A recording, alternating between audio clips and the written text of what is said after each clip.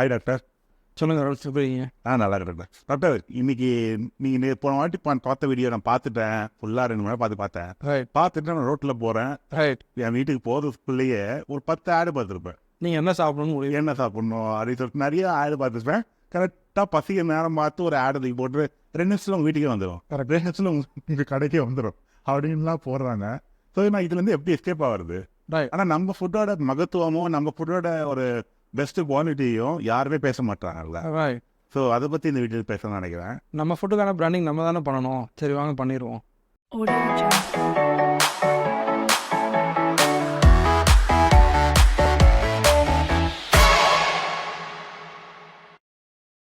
நம்ம ஃபுட்டுன்னா எதை நம்ம மீன் பண்ணுறோம் அப்படின்னா, இப்போ 2K கிட்ஸுக்கு உங்களுக்குலாம் தெரியாது. ஆக்சுவலி 90s கிட்ஸுக்கெல்லாம் தெரியும். உங்கள் அப்பா அம்மாட்ட கேட்டிங்கன்னா சொல்லுவாங்க. இது கேட்க ஆக்சுவலி ஷாக்கிங்காக தான் இருக்கும். But you have to listen to this. There was a time when ஹோட்டலில் ஃப்ரைட் ரைஸ் இருக்காது, ஃப்ரைடு சிக்கன் இருக்காது, பீஸா இருக்காது, பர்கர் இருக்காது, சாஃப்ட் ட்ரிங்க்ஸ் இருக்காது. இது மாதிரி ஒரு ஏரா ரொம்ப ரீசெண்டாக பாஸ்ட்ல இருந்திருக்கு. அந்த மாதிரி டயத்துலலாம் ஹோட்டலில் என்ன கிடைக்கும் அப்படின்னா, இட்லி, பொங்கல், தோசை, மீல்ஸு, பிரியாணி இவ்வளோ தான் கிடைக்கும். இப்போ நீங்கள் இன்றைக்கி சாப்பிட்ற ஒரு மணிக்கு முனை வச்சுட்டு இருக்காங்க இல்லையா டாக்டர்? நானும் இப்போ பிரியாணி சாப்பிட்றேன். ஆனால் மிட் நைட்டில் சாப்பிட்றேன். ஐயோ, சிக்கு பிரியாணி. எக்ஸாக்ட்லி. அதை பற்றி இன்னொருத்தர நான் வரேன் நான். ஸோ இந்த மாதிரி ஐட்டங்கள்லாம் இல்லாத ஒரு காலத்தில் நாங்கள்லாம் உயிர் வாழ்ந்து தான் இருந்திருப்போம். ஒன்று. ரெண்டாவது, போர் அடித்தா ஒரு ப்ரோக்ராம் முடிச்சா உடனே போய் வெளியில் சாப்பிட்றது, உட்காந்த இடத்துலேருந்து ஆர்டர் பண்ணுறது. ஆப்வியஸ்லி ஸ்விக்கி சொமேட்டோன்றதுலாம் அந்த காலத்தில் கிடையாது. சாப்பிட்னா கிளம்பி வெளியில் தான் போகணும்.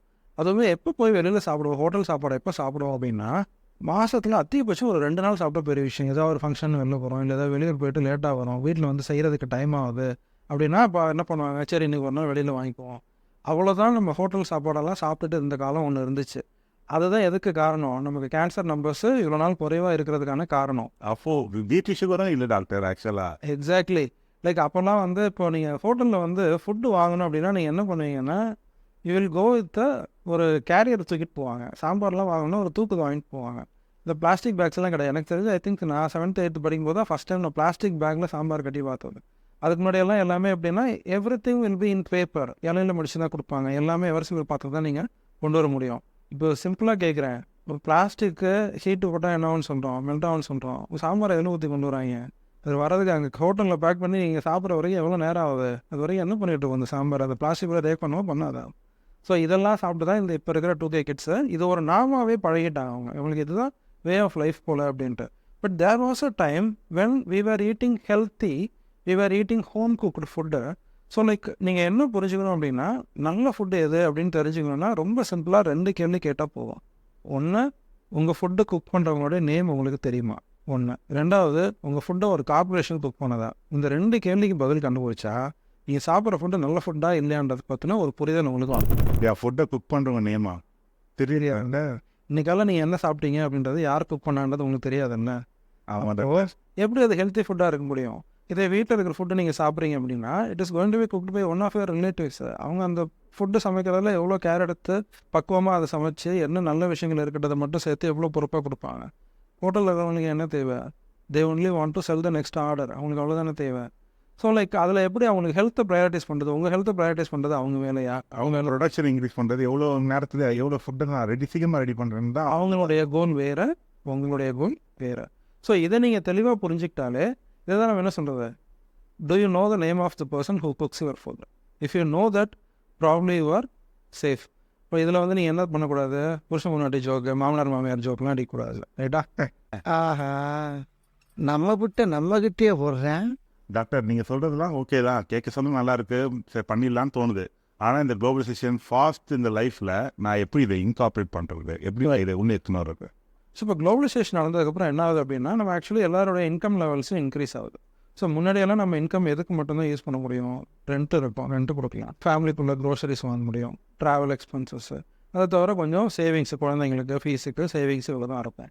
ஸோ இதை தவிர எக்ஸ்ட்ரா மணின்றது ப்ரீ குளோபலைசேஷன் பார்த்திங்கன்னா நிறைய ஃபேமிலிஸில் இருந்திருக்காது. போஸ்ட் குளோபலைசேஷன் அந்த யங்கர் ஜென்ரேஷன் காட் மோர் ஜாப் ஆப்பர்ச்சுனிட்டிஸ், நிறைய என்ன ஆகுது, கையில் கேஷ் வருது. இந்த கேஷ் என்ன ஆகுதுன்னா, அவங்களுடைய எசென்ஷியல் எக்ஸ்பென்சஸ் முடித்த பிறகு they have a money that is left. So the discretionary spending சொல்லுவோம், அதாவது நான் எசென்ஷியல் விஷயங்களுக்கு அவங்க செலவு பண்ணுறதுக்கான ஒரு மார்க்கெட் ஒன்று க்ரியேட் ஆகுது. ஸோ அந்த மார்க்கெட்டில் நம்பர் 1 என்ன இருக்குது அப்படின்னா, ஃபுட்டு பேஸ்ட் இண்டஸ்ட்ரி தான் நம்பர் 1. ஸோ இந்த ஃபுட்டு கம்பெனி எல்லாமே என்ன பண்ணுவோம்னா அவங்கள்ட்ட இருக்க அந்த எக்ஸ்ட்ரா மணி இருக்கு இல்லையா, அது தே வாண்ட் தட் மணி.